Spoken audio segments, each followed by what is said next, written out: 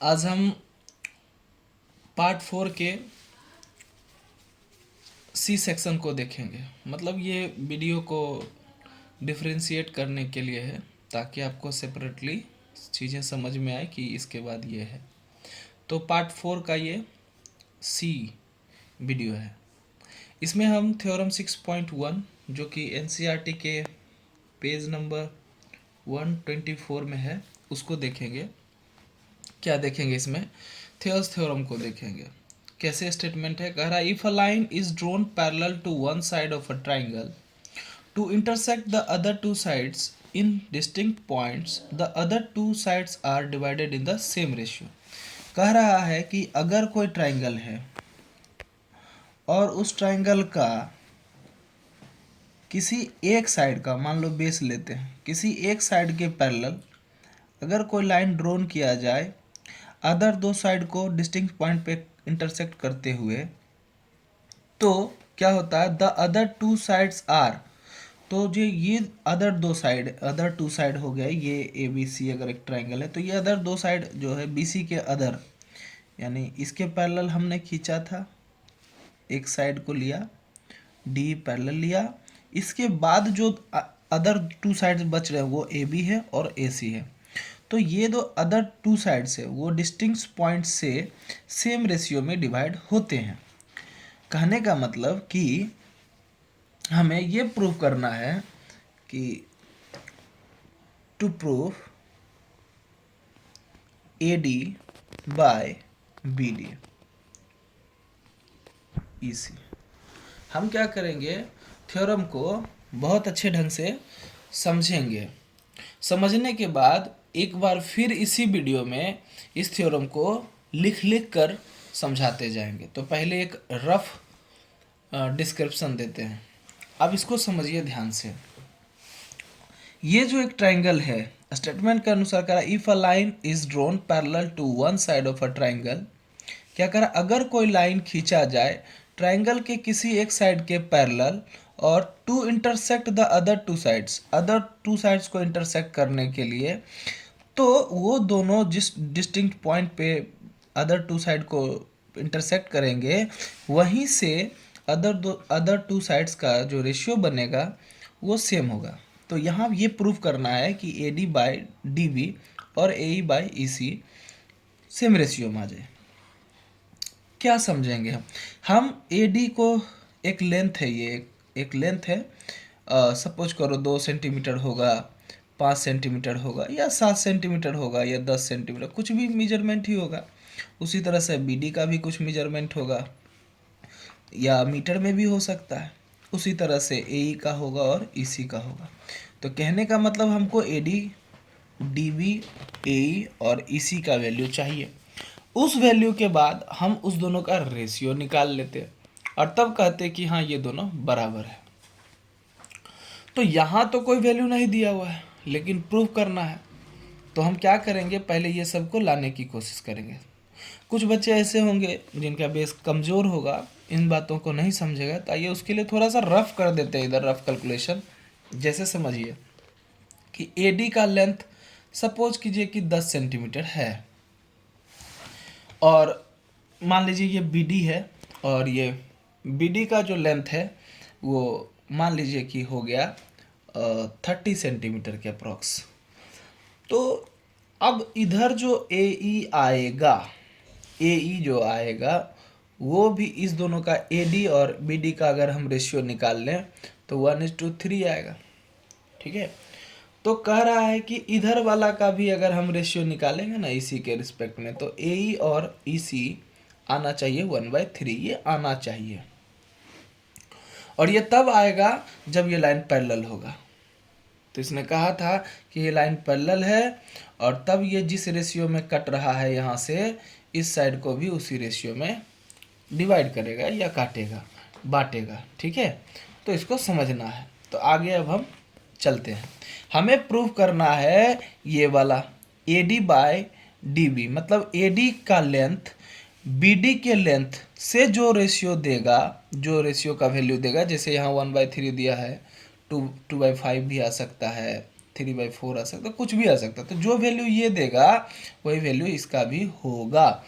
अब इसको समझेंगे कैसे। देखिए हम क्या करते हैं, सबसे पहले हम क्या करेंगे कि ये जो ट्राइंगल है इसमें कुछ कंस्ट्रक्शन करेंगे। क्यों करेंगे कंस्ट्रक्शन अभी हम बताते हैं। तो अब हम पेज पलट रहे हैं और कंस्ट्रक्शन बताते जाएंगे, सॉल्यूशन भी करते जाएंगे। ये थोड़ा सा रफ दे दिए बेसिक के लिए। आइए, तो अब इस फिगर को फिर से देख रहे हैं और हमें ये हम ध्यान में रख लेते हैं कि हमें ये प्रूव करना है।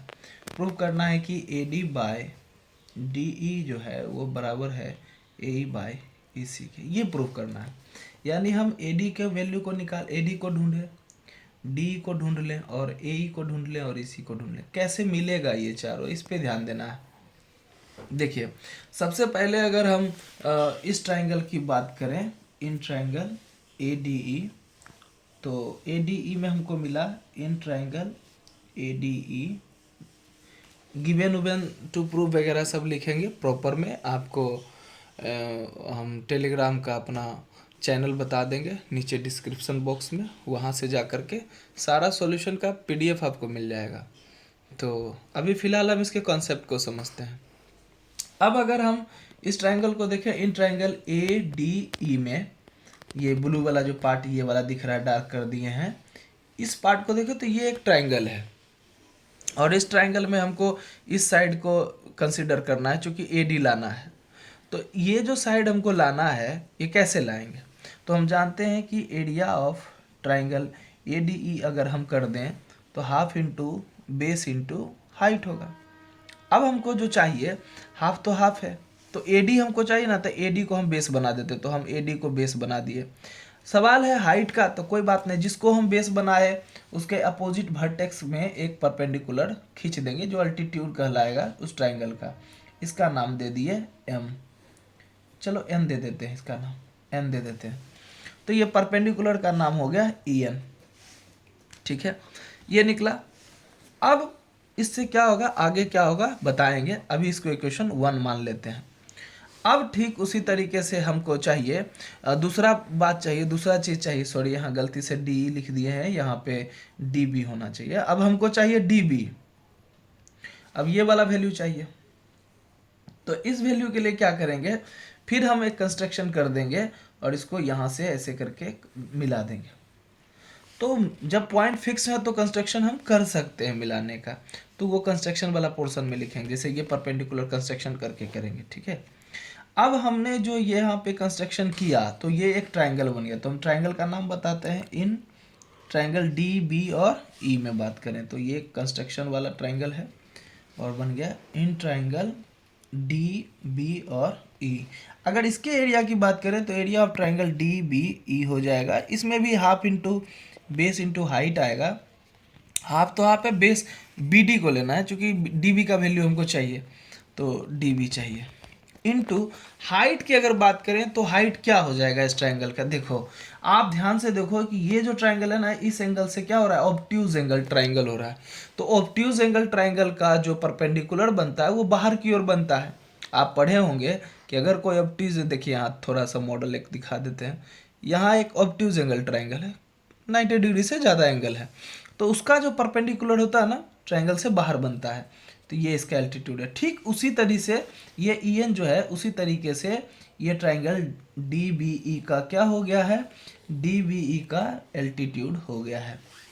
तो यहाँ भी इसका एल्टीट्यूड कर दिया, ये हो गया इक्वेशन 2। अच्छा, अगर हम जानते हैं कि कोई भी वैल्यू पता है, बचपन में पढ़े थे रेशियो, तो हम जानते हैं कि कोई भी दो यूनिट सेम यूनिट पता है तो उसका रेशियो निकाल सकते हैं। बस सिंपली क्या कर देते हैं, फ्रैक्शन के फॉर्म में उसको लिख देते हैं।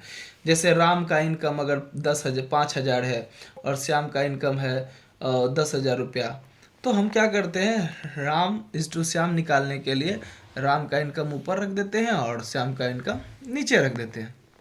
या अगर मन करे श्याम इस टू राम करने का तो श्याम का ऊपर लिख देंगे 10,000 ऊपर लिख देंगे और 5,000 नीचे लिख देंगे। तो जिसकी जैसा जरूरत है उस तरह से वैसा हम उसको रख सकते हैं। अब हमें चाहिए AD बाई DB, तो हम क्या करते हैं, इसको डिवाइड कर देते हैं। तो यहाँ लिख देते हैं डिवाइड इक्वेशन 1 बाय इक्वेशन 2। तो जैसे डिवाइड करेंगे तो पूरा इक्वेशन डिवाइड होगा। तो area of triangle A D E by area of triangle D B E हो गया। अब जब ये ट्राइंगल का एरिया डिवाइड हुआ तो इसका वैल्यू भी डिवाइड होगा। तो वैल्यू क्या दे रखा है, वैल्यू दे रखा है half into A D into E N by half into D B into E N. जैसे ही हम ये किए तो हम इसको ई एन सेम वैल्यू का था, चूंकि सेम परपेंडिकुलर है तो लेंथ भी सेम होगा, तो वैल्यू सेम था होने के कारण इसको कैंसिल आउट कर दिए, हाफ हाफ भी कैंसिल आउट कर दिए। अब बच गया ए डी और डी बी, जिसकी वैल्यू हमें पता नहीं है, अलग अलग वैल्यू का हो सकता है, अलग अलग लेंथ का हो सकता है, इसलिए इसको नहीं काटेंगे। हमारे पास क्या बच गया, area of triangle A D E by area of triangle D B E is equal to A D by D B. अब आपको इक्वेशन 3 हम इसको कह देते हैं। अब आपको ये समझना है कि सर आप ए डी बाई जो डी बी किए, आपको ये कैसे पता चला। देखो मांग क्या रहा था, मांग रहा था A D by D B, तो इसको ध्यान में रख करके हम ए डी और डी बी के वैल्यू को इस तरह से कर सकते हैं। और ए डी और डी बी अपने अपने ट्राइंगल के बेस हैं, तो बेस है तो उसको एरिया के थ्रू ही ना दिखाएंगे उसके लेंथ को। तो हमने ट्राइंगल का क्या कर लिया, एरिया निकाला। उसी एरिया में ये फॉर्मूला में शामिल हो सकता था, तो हमने उसके पूरे फॉर्मेट को दिखाया फॉर्मूला के साथ। तो इसको लाने के लिए एक्स्ट्रा भी आया, तो ये आगे डिस्टर्ब नहीं करेगा। ये क्वेश्चन 3 हो गया। अब अगर इसी तरीके से यहाँ हम लिख दें आगे के स्टेप सिमिलरली में क्या करेंगे, इस साइड से हम चलेंगे फिर से। एक काम करते हैं, सिमिलरली अगेन कर देते हैं ताकि आप डिटेल में समझें। Again in triangle A D ई में अब हमें चाहिए ए ई चाहिए बेस के रूप में, ए ई चाहिए हमें लेंथ। तो ए ई को क्या करेंगे, इस ए डी ई का एरिया बना देंगे, इस ए ई डी का बेस बना देंगे। तो जब बेस बनाएंगे तो उसे हमें उसके लिए कंस्ट्रक्शन करना पड़ेगा। तो हमने एक कंस्ट्रक्शन डाला, मतलब एक एल्टीट्यूड डी से डाल दिया जिसको बेस बनाना था उस पर, इसका नाम दे दिया डी एम। तो अगर हम इसकी बात करें तो एरिया ऑफ ट्राइंगल फिर A D E is equal to half into base क्या हो गया ए इंटू हाइट क्या हो गया डी एम। इसको इक्वेशन 4 कह दिए। एंड अब अगर हम उसी तरीके से फिर हमको EC चाहिए, तो EC को बेस बनाएंगे, EC को बेस बनाएंगे। उसके लिए ट्राइंगल ढूंढ लें, तो हम क्या करेंगे, कंस्ट्रक्शन कर देते हैं।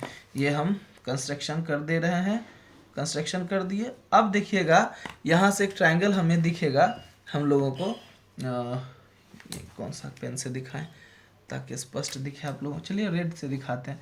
ये देखिए, ये एक ट्राइंगल हुआ DEC या ECD जो कह दीजिए आप, इस रेड वाले ट्राइंगल को रेड पेन से जो घेर रहे हैं। तो अगर हम इस ट्राइंगल की हम बात करें तो इसका नाम हम लिख रहे हैं इन ट्राइंगल DEC। इसके एरिया की बात करें DEC का, तो हम जानते हैं हाफ इंटू बेस, तो हमने EC को लेना है तो हमने EC डाल दिया। और हाइट की बात करें तो देखिए ये फिर से ऑब्ट्यूज एंगल ट्राइंगल हो गया और इसका फिर से ये बाहर चला गया परपेंडिकुलर, इसका परपेंडिकुलर फिर से बाहर गया। तो हम क्या करेंगे, ये ऑब्ट्यूज एंगल ट्राइंगल और ये पूरा इसका परपेंडिकुलर बाहर गया, यहाँ से इसका एल्टीट्यूड बाहर आ गया क्योंकि ऑब्ट्यूज एंगल ट्राइंगल है। तो हमने क्या कहा, इसका DM कर दिया। ये क्वेश्चन 5। अब हमें फिर चाहिए था AE बटे EC, तो AE यहाँ है EC यहाँ है, बाई में चाहिए था, डिवीजन में चाहिए था, तो हम ही दोनों के क्वेश्चन को फिर डिवाइड कर देंगे। तो नाउ अगेन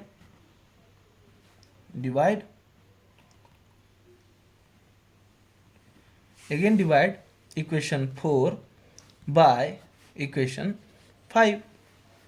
तो हम पाएंगे area of triangle ADE by area of triangle ये वाला triangle DEC is equal to half, sorry ऊपर वाला का क्या हो गया, ऊपर वाला का ये पूरा आ गया, half into AE into DM bye half into EC into DM। अब जैसे ही हमने ये किया कैंसिल कर देते हैं, क्योंकि DM तो कॉमन था, डीएम कॉमन है तो लेंथ कॉमन होगा तो कैंसिल आउट हो जाएगा, चूंकि डिवीजन में सेम वैल्यू कैंसिल हो जाता है, हाफ हाफ कैंसिल हो गया। इधर क्या बच गया, इसमें बच गया area of triangle A D E is equal to area of triangle D E C. अब ये हमें आ गया ए ई सी के बराबर, ये इक्वेशन 6। फिर से हम लौटते हैं इक्वेशन 3 पे। तो इक्वेशन 3 में हमें ये देखने को मिला था, ये वाला भाग, कि area A D E by D B E, इधर भी था area A D E by D B. अगर किसी तरीके से A D by D B बराबर आ जाए ए ई बाय ई सी के, तो हम ये जो प्रूफ करना चाहते हैं ये प्रूफ हो जाएगा। तो हम क्या करेंगे, क्या करें, कैसे कर सकते हैं, ये तभी पॉसिबल है जब इसका वैल्यू इस वैल्यू के बराबर आ जाए। तो आप ध्यान से देखिए, इसमें भी ट्रायंगल जो है ए डी ई उसका एरिया, और इसमें भी area of triangle A D, मतलब ये दोनों सेम वैल्यू है। और वैल्यू जो डिफरेंट हो रहा है वो डी बी ई के कारण हो रहा है, ये वाला ट्रायंगल इधर वाला डी बी ई के कारण हो रहा है, और ये ट्रायंगल था डी ई सी। तो किसी तरीके से अगर इस ट्रायंगल के वैल्यू को हम बराबर कर दें, एरिया को बराबर कर दें, तो हमारा काम हो जाएगा, इसका वैल्यू बराबर हो जाएगा। और ये हो रहा है। 9th में पढ़े थे हम एक चीज, क्या पढ़े थे कि अगर कोई दो ट्राइंगल है जो सेम पैरेलल के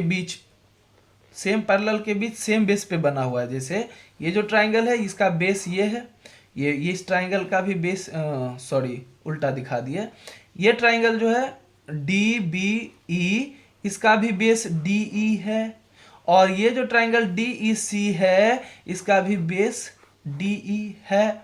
तो सेम बेस पर और सेम पैरेलल के बीच जब दो ट्राइंगल हों तो वो दोनों एरिया में आपस में क्या होता है, इक्वल होता है।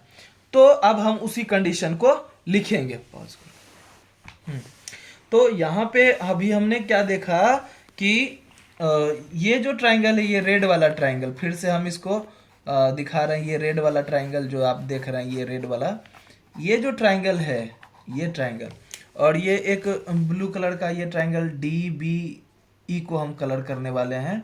ये डी बी ई जो है वो दोनों क्या है, सेम बेस पे है, डी ई पे, ठीक है, और सेम पैरेलल के बीच है, मतलब डी ई और बी सी पैरेलल था उसी के बीच है। तो हम यहाँ क्या कहें, triangle D B E and triangle D E C are on the same base D E. देखिए D B E and D E C same base पर है, and between same parallel D and B C, और between D E और B C same parallel के बीच है, तो वो are equal in area, वो एरिया में इक्वल होते हैं। 9th क्लास में ये थ्योरम पढ़ना होता है, तो वहाँ हम ये पढ़े हैं। तो हम कह सकते हैं कि ये जो ट्राइंगल था डी बी ई इसमें और डी ई सी इसमें आपस में एरिया में बराबर हुआ। कंक्लूजन क्या निकला, कंक्लूजन ये निकला कि ए डी ई इसका ये वैल्यू इसके ए डी ई के बराबर है, साथ ही साथ नीचे वाला का वैल्यू नीचे वाला के बराबर है।